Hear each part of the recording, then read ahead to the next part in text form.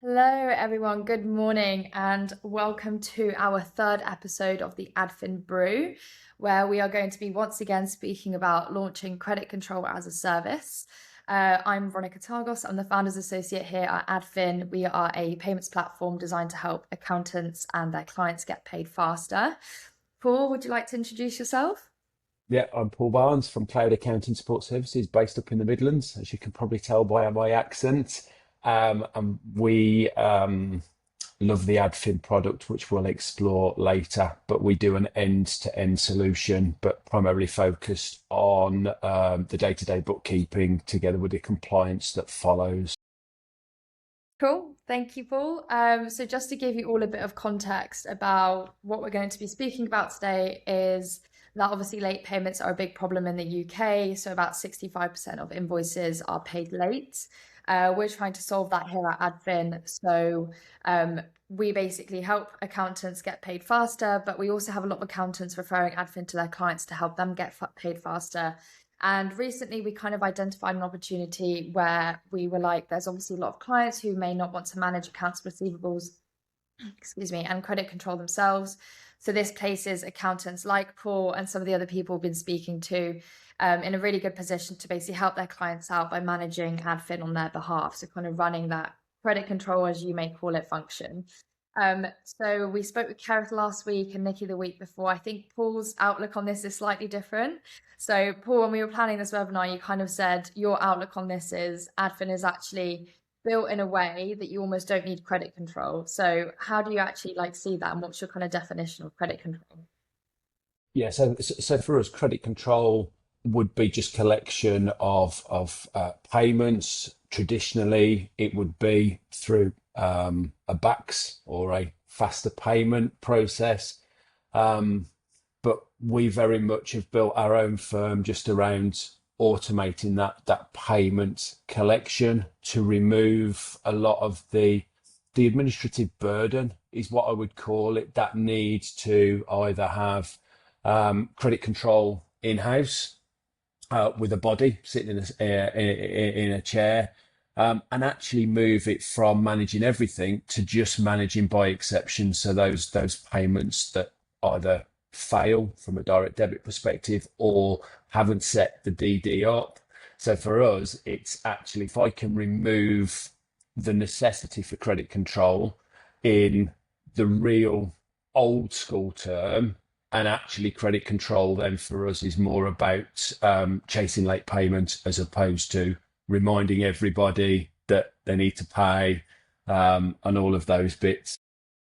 Yeah, exactly. And Paul, you kind of mentioned that it's quite important for you to be like practice first, client second. So if you do use a tool, you want to get like quite familiar with it, make sure you understand it before you do start like recommending it to clients or anything like that. So why don't we just dive in into like how exactly you use Adfin, when you started using it, what process has changed in you switching to Adfin for anything you were using previously? Yeah. So are we allowed to mention the competitors and the reasons why we moved?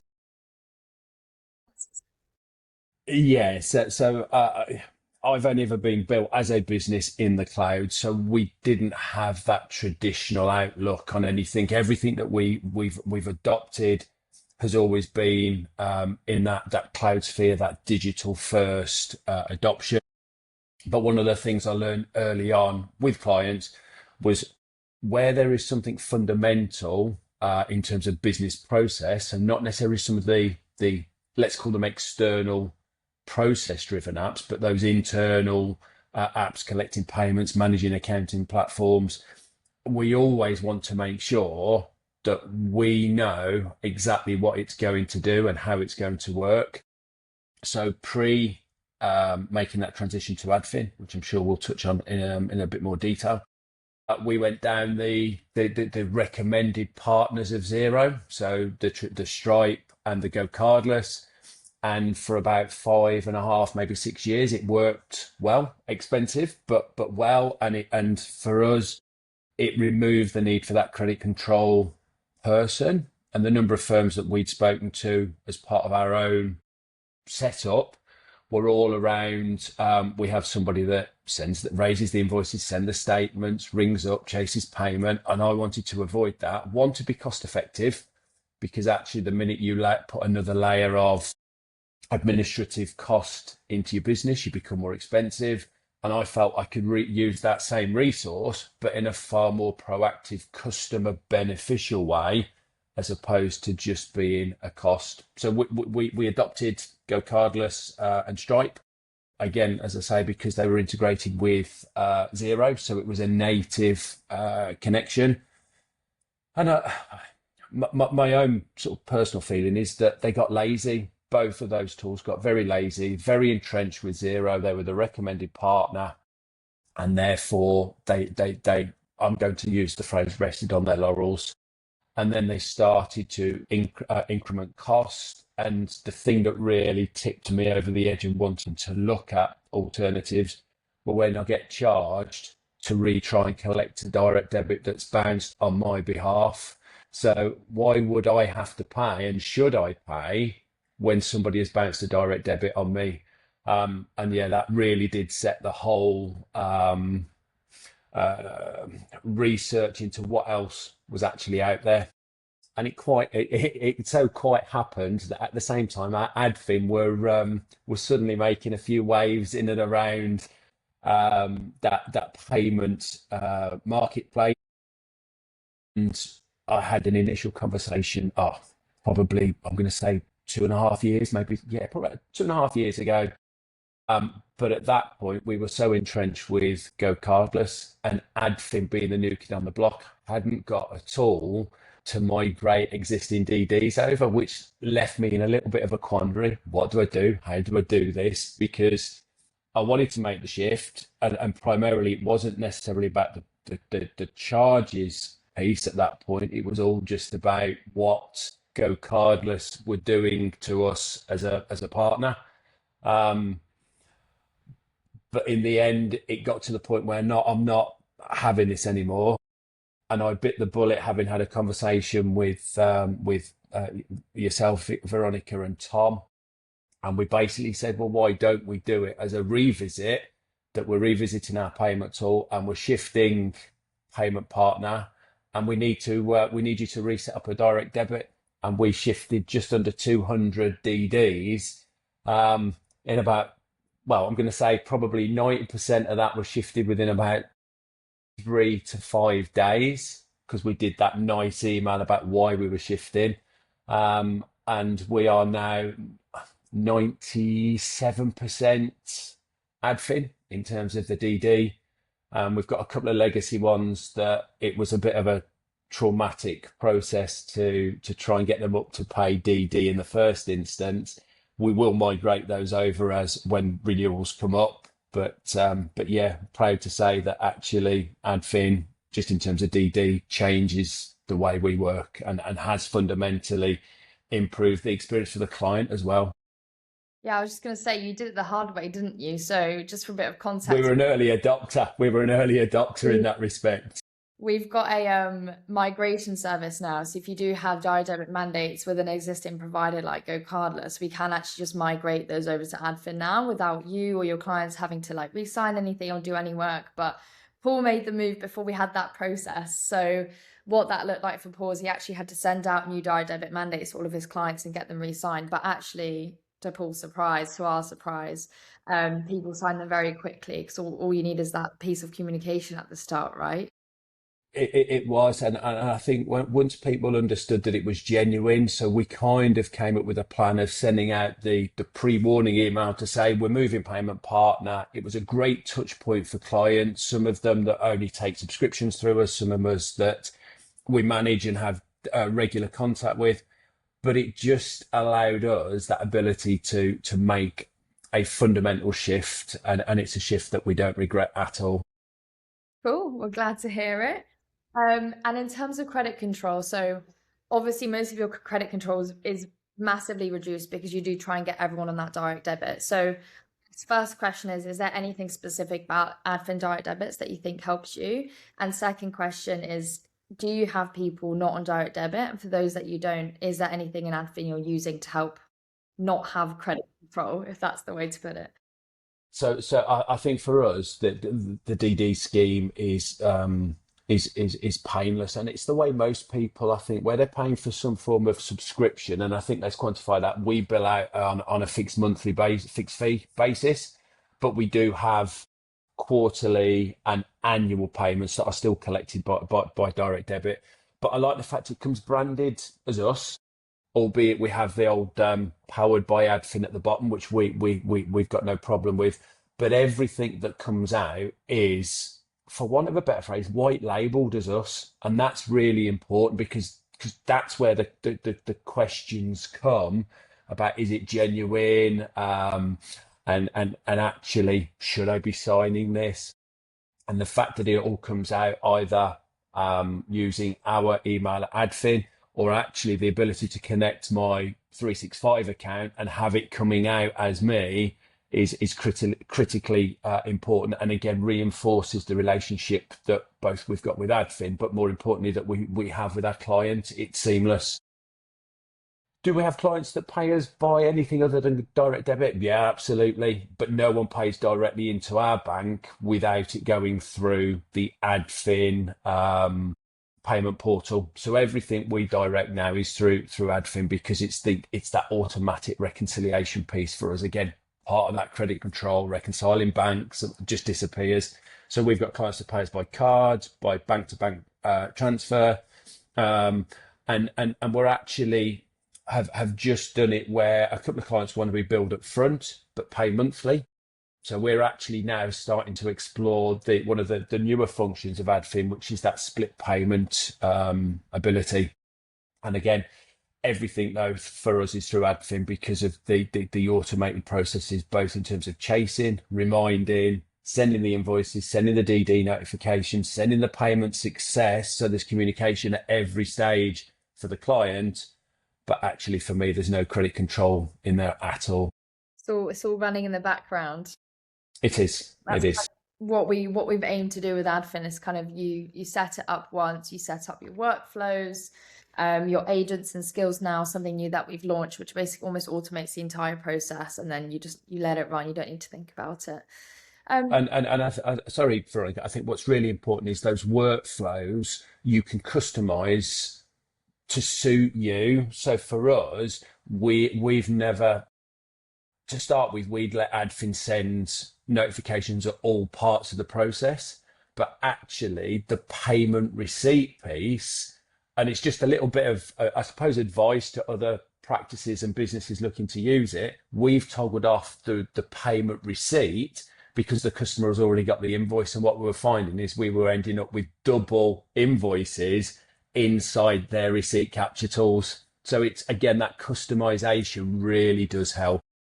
yeah, there's lots of things in Adfin that you can turn on and off just to fit your practice needs. So yeah, that's kind of why we've added it all in there. And Paul, just a note on the adaptive template. So obviously that's a feature I think we released about maybe start of this year kind of time. So have you found that there's been a difference between when you were previously using Adfin emails to chase versus now using the adaptive Yeah, template? What has that they're, impact? they're, they're, they're more human. They're more written in my business's tone, rather than the generic "your invoice is overdue." We've seen them. We turned off overdue reminders in Zero completely for us now. It all comes out of Adfin because it's a little bit more personalized. And those adaptive templates, again, they can become as friendly or as formal as you need the tone to be. And again, that's about knowing your client and the type of, well, the tone and the way you want to communicate with them. So for us, it's quite friendly but very professional. Um, but actually, it's that ability for me, so that they know when that's coming out, it feels like it's being generated and written by me and not by an agent. Yeah, for sure. Okay, cool. I think it would be nice to like dive into one, would you want to offer something like managing admin for your clients on their behalf as a service? And like what that could look like for you. Yeah. So I think, and this is where we come at it slightly differently to, I think, Keris and Nicola. There is absolutely a need for credit control in some context, but where we are is we try and empower our client first to manage the bits where they've built relationships with their client, including some of that credit control. So where we are is we try and get Adfin set up for clients, and working for them and that customization piece. But we try and then encourage the client to self-manage, which is slightly different because for us, that's the human context that support that Adfin supports. We're happy to do the credit control piece. And don't get me wrong, we do credit control alongside the likes of Adfin, certainly for a dom care business that's heavily entrenched in Adfin now. And more of our clients are looking at that and going, well, we'll offer the light touch, but for us, Adfin empowers the client to get on with running their business, knowing that 90% of their money then, or up to 100%, but 90 realistically is automatically collected and they don't have to think about it. And we just pick up the bits in the background. So yes, it's credit control as a service, but for us, it's more about actually using it as a service that empowers the client to look after their own business in a far more effective way. And then we can step in and fill in those little gaps. Yeah, for sure. So when we spoke about it in the group, we kind of said there might be like a bit of a tiered system where like Yes. tier one or rung one, as Kev like to call it, is you can just do the setup and hand it over to your client, and then you could basically incorporate more stuff tier two, tier three if you want to do like light management, full management. You're kind of saying you're sitting in that first bucket. Um, is that a bucket you would charge for, or is that just part of your normal offering within your practice that as part of getting your client onboarded, you might want to set Adfin up for them? So I would very much say it's about your relationship with your clients. One of the things we would do if we're looking to onboard a client that is perhaps moving from the traditional into the digital sphere, we would do it as part of a setup that is billable alongside things like OCR, X, and that receipt capture tool, the digital accounting platforms. So that would be a chargeable service. If somebody is already with us and we've identified they can save money, which is probably one of the big pluses with Adfin, it's far more robust, it's far more intuitive, and it actually is a little bit more cost effective depending on which payment options you use. We would then very much sort of offer that out as a goodwill where we can see it adds a little bit of value to an existing client, because that for us it's about offering that advisory piece. Some of it's chargeable, some of it isn't. So to get them into Adfin, we probably wouldn't charge them. To help them structure that then to work for them around what payment options, adaptive template, we would probably charge that on a little bit of a consultancy basis to make it feel that it's right for them. So we're probably somewhere between one and two. Okay.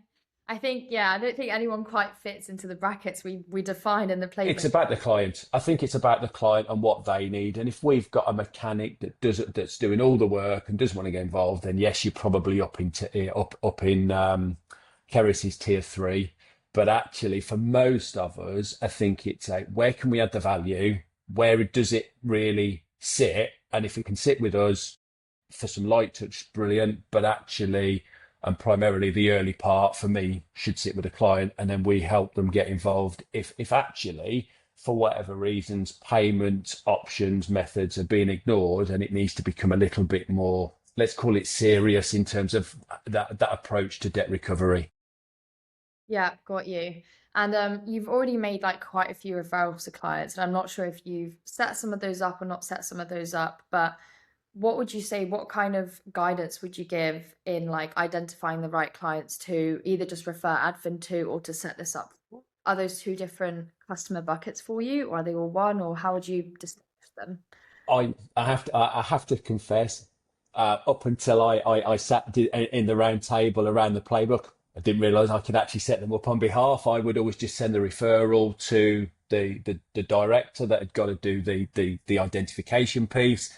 Um, but for us, the first thing is as part of that regular advisory and that regular contact with clients is we get to understand how they get paid. And once we can see how they're getting paid, if they're working with some of the big corporates, so those local authorities and those those procurement teams, Adfin probably doesn't add a lot of value because they're not going to pay through those methods unless they're on a almost like a corporate card.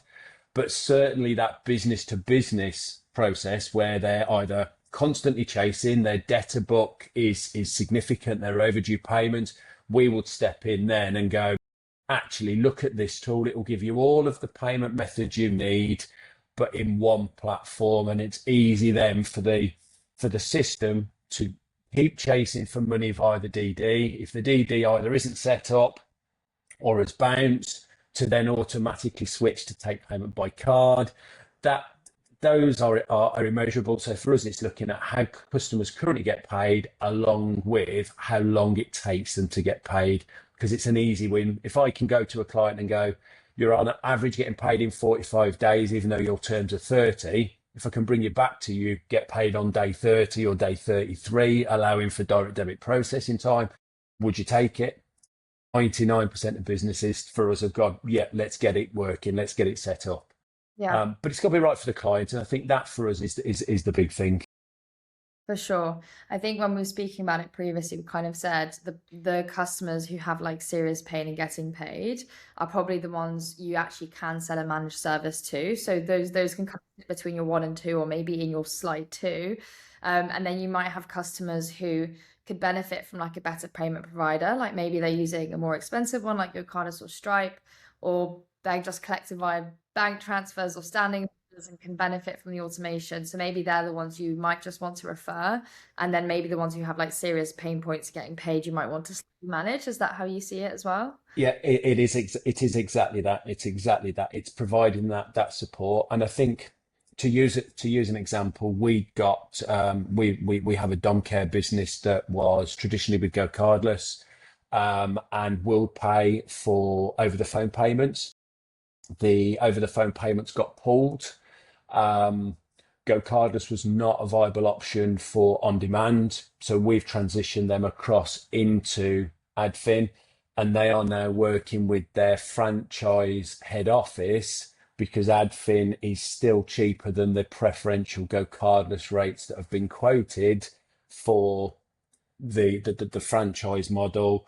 And they're now going, well, we don't want to be part of that. We're going to move everything back into the Adfin world, and they're processing probably the best part of £90,000 worth of payments every month, which is not huge in the grand scheme of things, but it's big enough that actually when you use the Adfin sort of calculator, even with those preferential rates been negotiated, they're still going to be the best part of £5,000 a year better off.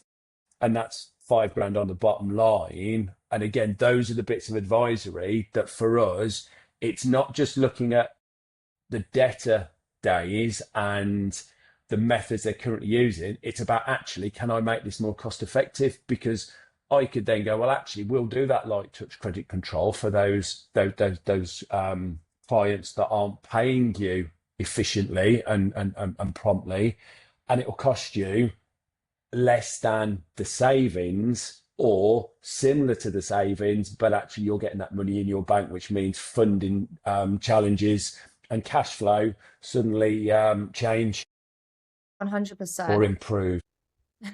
You've mentioned something that actually I don't often think about, which is like we often say like, oh, if they're using more expensive payment providers, or if they have pain, but you've also mentioned one which is like actually there might be a whole feature that they're missing in their flow, which Adfin can provide, like payments over the phone. So I guess that's a really good one to look out for as well. And in terms of like, you've also mentioned a really good thing about how to like sell the value. So we had a lot of questions when this playbook came out around like, how do I actually convince my clients this is a good idea? Because I think I've heard a lot of accountants say like, I'm not a salesperson, I don't know how to pitch, but they can see that their clients really do need their help, but their clients often don't want to pay. So like, aside from using like the payments calculator, or if that's your main tool, then great, but is there anything else you'd advise on like how to sell the value in a service like this? I think I would try and find the benefits. So rather than what is the cost implication, what are the benefits? And one of the big ones that we've found is that there's normally where there's a cash flow delay in terms of invoices getting paid, we end up either tapping into overdrafts or the invoice financing because they need to get paid quicker.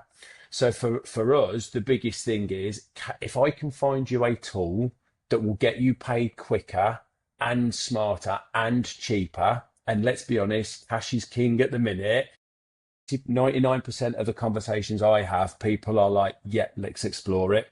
So it's not the sell of, I want to put this in because it's actually flipping it and going, if I can save you time, money, overdraft fees, whatever terminology and whatever we understand their processes and their challenges are, I want to solve them the problem. So I go with the solution to a problem that they maybe have with in passing, but we go, actually, this tool's not going to cost you anything extra if they're going to manage themselves, but it's going to get you paid quicker and give you more options. And we all know the more options you give somebody, the quicker you are to be paid.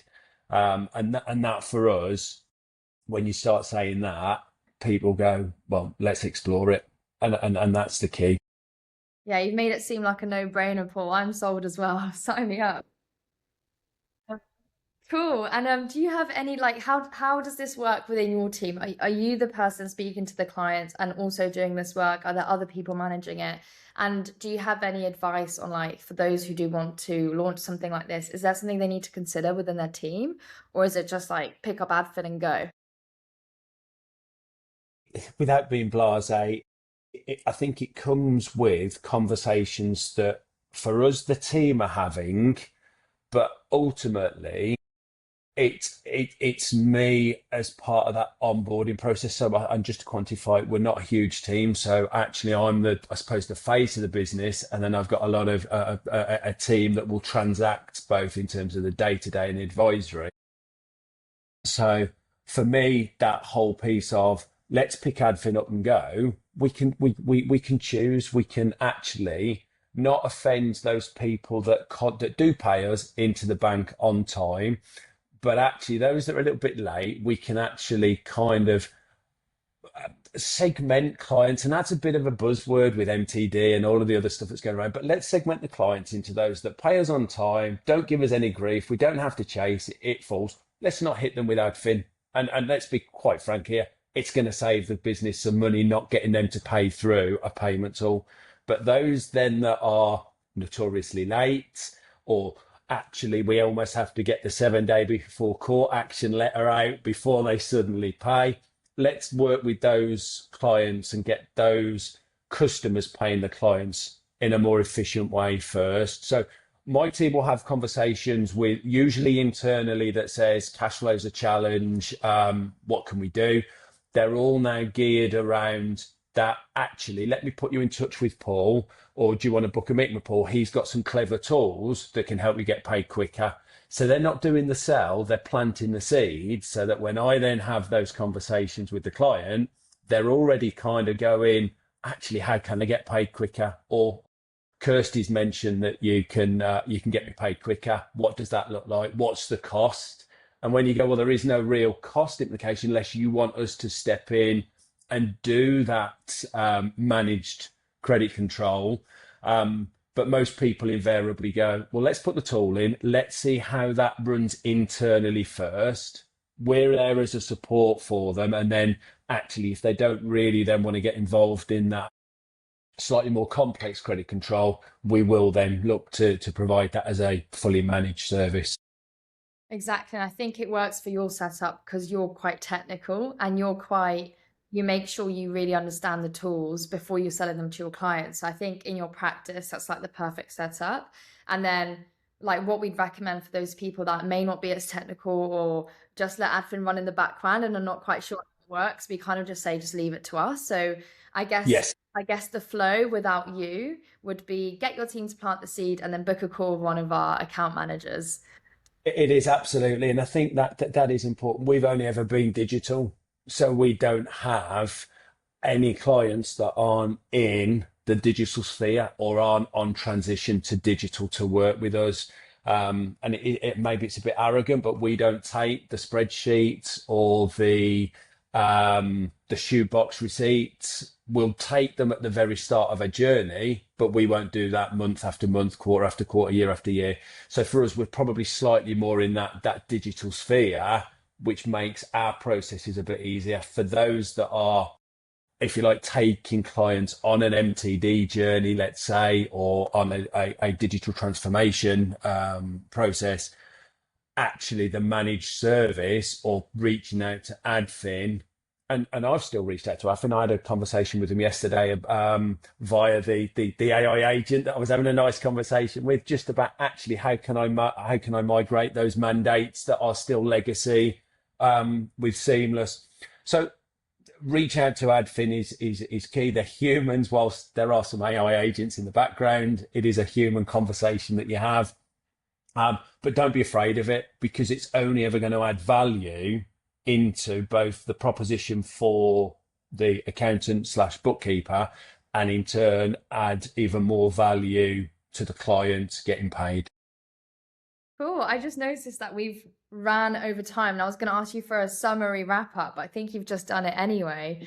So I think the headline is just don't be afraid, try it out, uh, get your head around it, and then start. Try it out. There is absolutely no risk, and there is no financial commitment to taking on an adfin, because like a lot of other tool, or unlike a lot of other tools, you only pay when you use it. Yeah, exactly. All right, Paul. Well, thank you very much. We have overrun by 2 minutes. We've been talking a lot. Um, Apologies. No, all good. I know we like to talk a lot, but that was all very insightful, and I think it's good advice for people just to kind of get into Adfin, start using it, get familiar, and then start introducing it to the right clients, because that's what we want. We want the right people coming to us. But yeah, thank you all for watching. We'll be doing another one next week, I think. I think we're doing one every week from now on. But thanks again, Paul, and I'll see you all next week.